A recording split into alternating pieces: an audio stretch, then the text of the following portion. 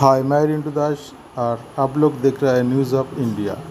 News of India में आज बात करेंगे ब्रेकिंग न्यूज़ के बारे में एंड डिस्कस करेंगे, एनालिसिस करेंगे आज का न्यूज़ के बारे में।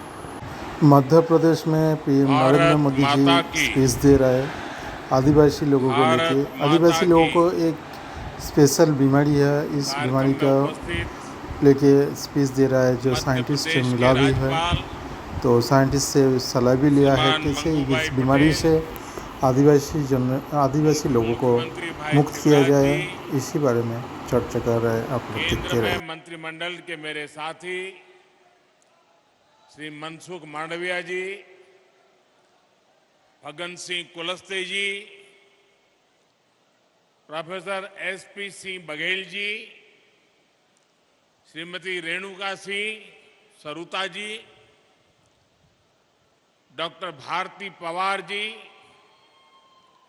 श्री विश्वेश्वर टुडू जी, सांसद श्री वीडी शर्मा जी, मध्य प्रदेश सरकार में मंत्रीगण, सभी विधायकगण, देश भर से इस कार्यक्रम में जुड़ रहे अन्य सभी महानुभाव और इतनी विशाल संख्या में हम सबको आशीर्वाद देने के लिए आए हुए मेरे प्यारे भाई और बहनों, जय सेवा, जय जोहार। आज मुझे रानी दुर्गावती जी की इस पावन धरती पर आप सभी के बीच आने का सौभाग्य मिला है। मैं रानी दुर्गावती जी के चरणों में अपनी श्रद्धांजलि समर्पित करता हूं। उनकी प्रेरणा से आज सिकल सेल एनीमिया मुक्ति मिशन एक बहुत बड़े अभियान की शुरुआत हो रही है। आज ही मध्य प्रदेश में 1 करोड़ लाभार्थियों को आयुष्मान कार्ड भी दिए जा रहे हैं। इन दोनों ही प्रयासों के सबसे बड़े लाभार्थी हमारे गौंड समाज, भील समाज या अन्य हमारे आदिवासी समाज के लोग हैं। मैं आप सभी को, मध्य प्रदेश की डबल इंजन सरकार को बहुत बहुत बधाई देता हूं। साथियों, आज शहडोल की इस धरती पर देश बहुत बड़ा संकल्प ले रहा है। ये संकल्प हमारे देश के आदिवासी भाई बहनों के जीवन को सुरक्षित बनाने का संकल्प है। ये संकल्प है सिकल सेल एनीमिया की बीमारी से मुक्ति का। ये संकल्प है हर साल सिकल सेल एनीमिया की गिरफ्त में आने वाले 2.5 लाख बच्चे और उनके 2.5 लाख परिवार के जनों का जीवन बचाने का। साथियों, मैंने देश के अलग अलग इलाकों में आदिवासी समाज के बीच एक लंबा समय गुजारा है। सिकल सेल एनीमिया जैसी बीमारी बहुत कष्टदायी होती है।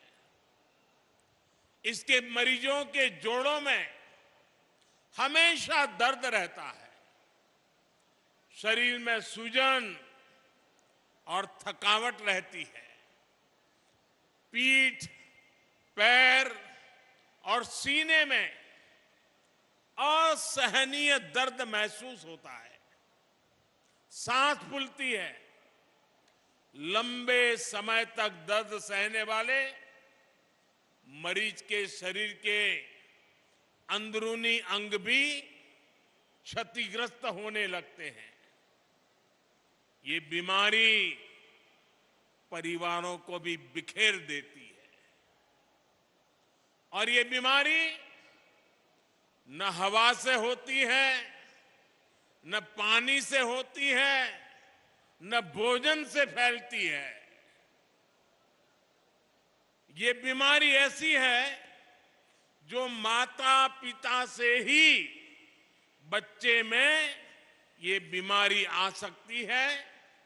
ये आनुवंशिक है और इस बीमारी के साथ जो बच्चे जन्म लेते हैं वो पूरी जिंदगी चुनौतियों से जूझते रहते हैं। साथियों, पूरी दुनिया में सिकल सेल एनीमिया के जितने मामले होते हैं उनमें से आधे 50% अकेले हमारे देश में होते हैं। लेकिन दुर्भाग्य की बात है कि पिछले 70 सालों में कभी इसकी चिंता नहीं हुई। इससे निपटने के लिए कोई ठोस प्लान नहीं बनाया गया। इससे प्रभावित ज्यादातर लोग आदिवासी समाज के थे। आदिवासी समाज के प्रति बेरुखी के चलते पहले की सरकारों के लिए ये कोई मुद्दा ही नहीं था। लेकिन आदिवासी समाज की इस सबसे बड़ी चुनौती को हल करने का बीड़ा अब भाजपा की सरकार ने, हमारी सरकार ने उठाया है। हमारे लिए आदिवासी समाज सिर्फ एक सरकारी आंकड़ा नहीं है, ये हमारे लिए संवेदनशीलता का विषय है, भावनात्मक विषय है। जब मैं पहली बार गुजरात का मुख्यमंत्री बना था, उसके भी बहुत पहले से मैं इस दिशा में प्रयास कर रहा हूं। हमारे जो गवर्नर है श्रीमान मंगूभाई, आदिवासी परिवार के होनहार नेता रहे हैं। करीब 50 साल से मैं और मंगूभाई आदिवासी इलाकों में एक साथ काम करते रहे हैं और हम आदिवासी परिवारों में जाकर के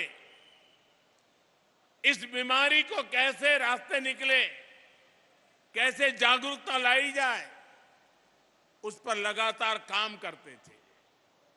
जब मैं गुजरात का मुख्यमंत्री बना, उसके बाद भी मैंने वहां इससे जुड़े कई अभियान शुरू किए। जब प्रधानमंत्री बनने के बाद मैं जापान की यात्रा पर गया तो मैंने वहां नोबेल पुरस्कार जीतने वाले एक वैज्ञानिक से मुलाकात की थी। मुझे पता चला था कि वो वैज्ञानिक सिकल सेल बीमारी पर बहुत रिसर्च कर चुके हैं। मैंने उस जापानी वैज्ञानिक से भी सिकल सेल एनीमिया के इलाज में मदद मांगी थी। साथियों, सिकल सेल एनीमिया से मुक्ति का यह अभियान अमृत काल का प्रमुख मिशन बनेगा और मुझे विश्वास है जब देश आजादी के 100 साल मनाएगा,